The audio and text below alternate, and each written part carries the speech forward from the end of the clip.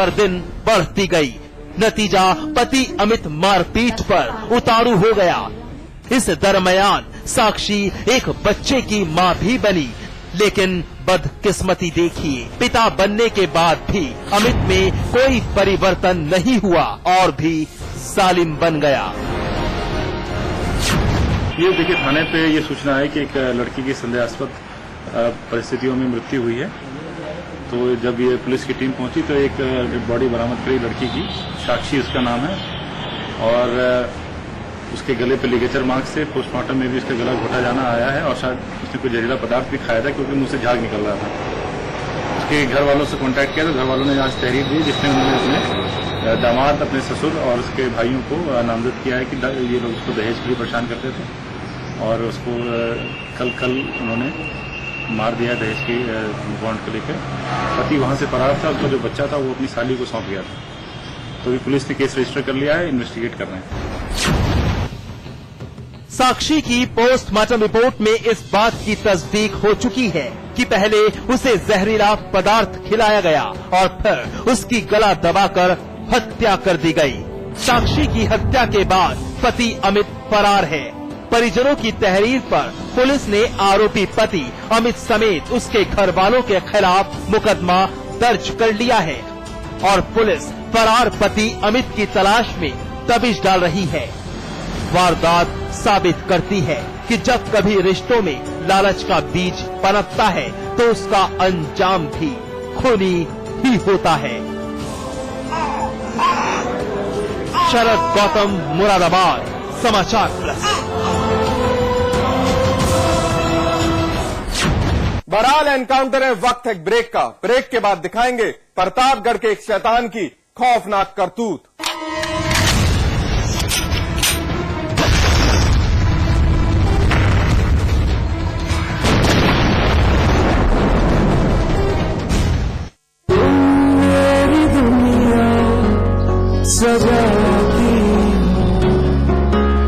कभी हौसला बढ़ाती हो, स्पेशल बनाती हो घर को।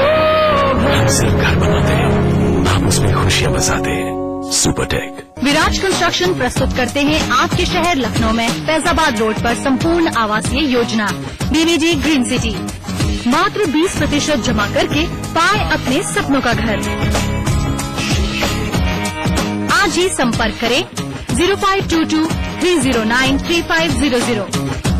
ताइवा इन्वर्टर बैटरी, नया रूप, नई तकनीक, अब पहले से 40% ज्यादा पावर बैकअप। ताइवा इन्वर्टर बैटरी।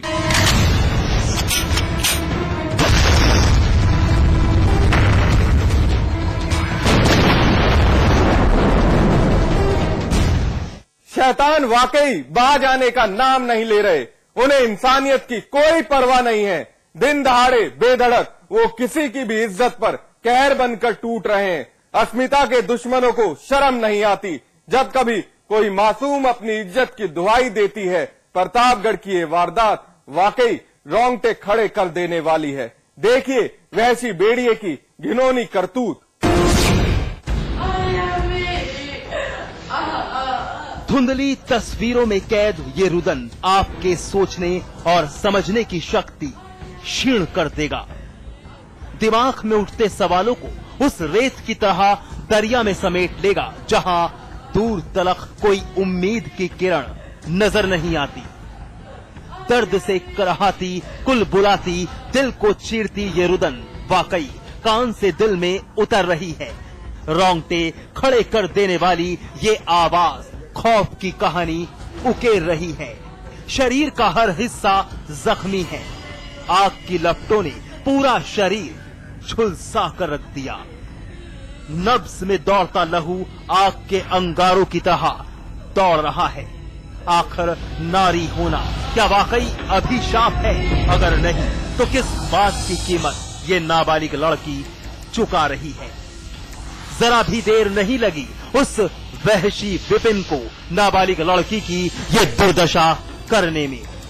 आगे की वो दास्तान आप खुद इस बदकिस्मत लड़की से सुनिए जो विपिन की घिनौनी करतूत मीडिया से बेधड़क बयां कर रही है।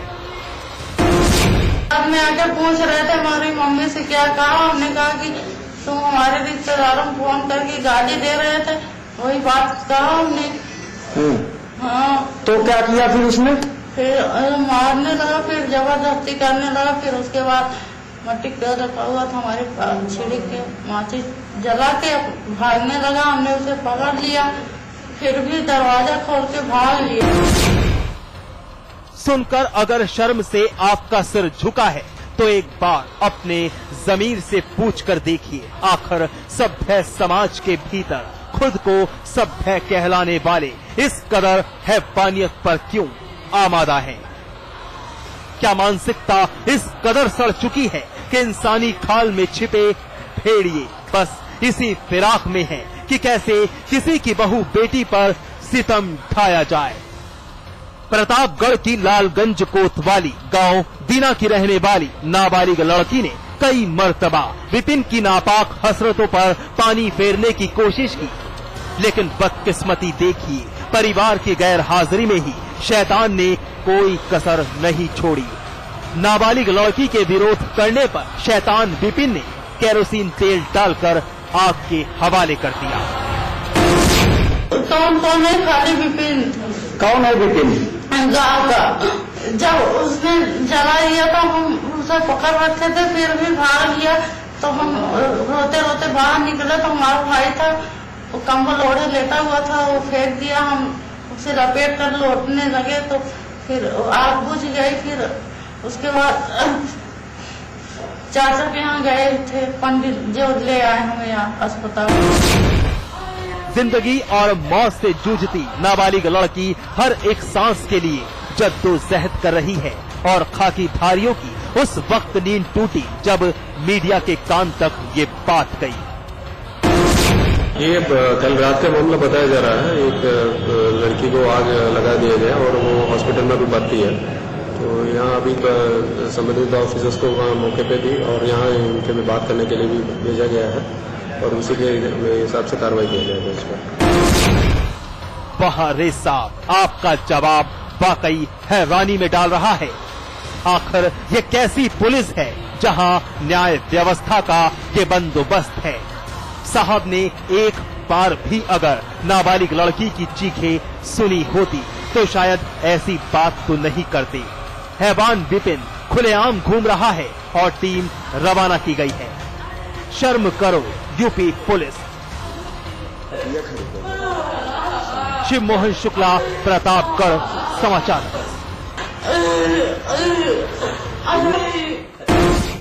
एनकाउंटर में आज बस इतना ही, लेकिन हमारी आपसे एक अपील, मुस्तैद रहिए। जुर्म की हर उस दस्तक को सुनिए जो कभी भी आपकी दहलीज पर दस्तक दे सकती है। नमस्कार।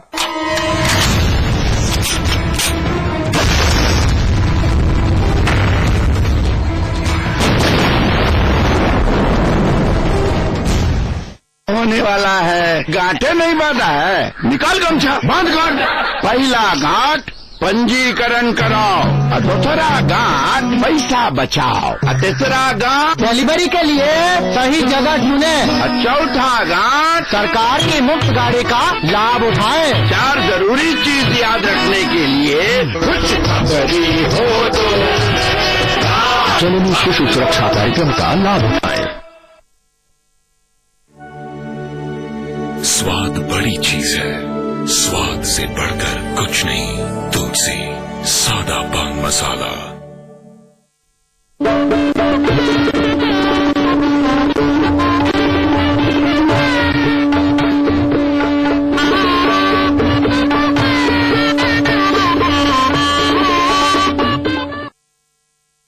पचहत्तर जिले, 75 रिपोर्टर, हर दफ्तर पर नजर दिन भर। साहब जी, आपने जिस प्रकार से कर्मचारियों की बातों को ट्वीट किया है, एडवोकेट किया है, हम लोग आपसे आभारी हैं, आपसे कृतज्ञ हैं।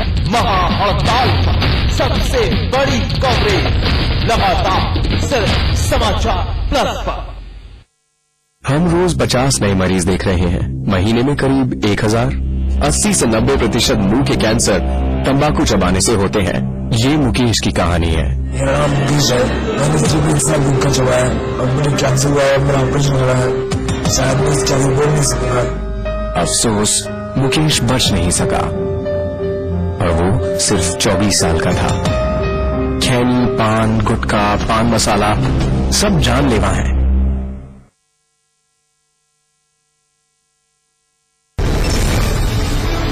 कुमाऊं हो या गढ़वाल या राजधानी देहरादून का कोई बवाल हो, पहाड़ी क्षेत्र की हलचल या मैदानी इलाके का कोई सवाल, जानिए उत्तराखंड का पूरा सूरत हाल।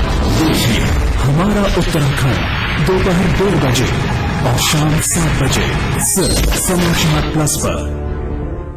पुलिस हमेशा देर से क्यों पहुंचती है? भाई नेताजी अपने वादे निभाना कब सीखेंगे?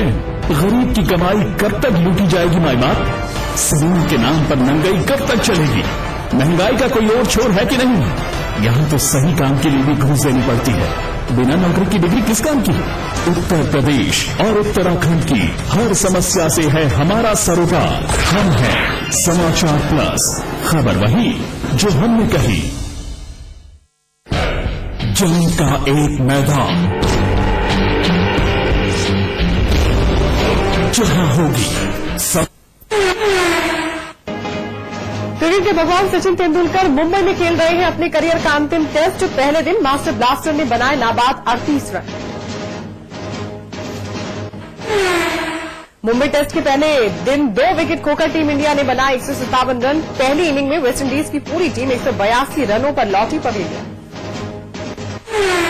यूपी में 16 लाख कर्मचारियों की महाहड़ताल तीसरे दिन भी जारी रही। कामकाज ठप होने से लोग परेशान।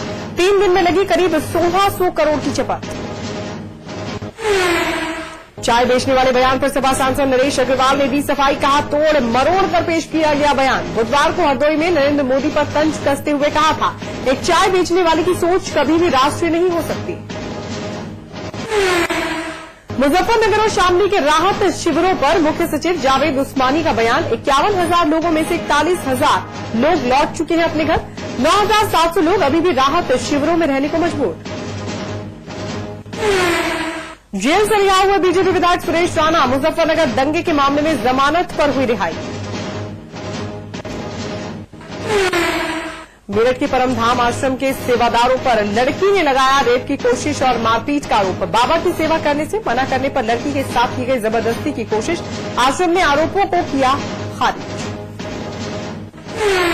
प्रतापगढ़ में रेप का विरोध करने पर बदमाशों ने छात्रा को जिंदा किया आग के हवाले। बुरी तरह से झुलसी छात्रा अस्पताल में भर्ती। बाहुबली बीएसपी सांसद धनंजय सिंह की मुश्किलें बढ़ी। दिल्ली के पांडव नगर थाने में महिला ने दर्ज कराया रेप का मामला। और दिल्ली में आम आदमी पार्टी की प्रत्याशी शाजिया इल्मी की सभा में गृह मंत्री सुशील कुमार शिंदे को दी गई गालियां। शाजिया ने मांगी माफी।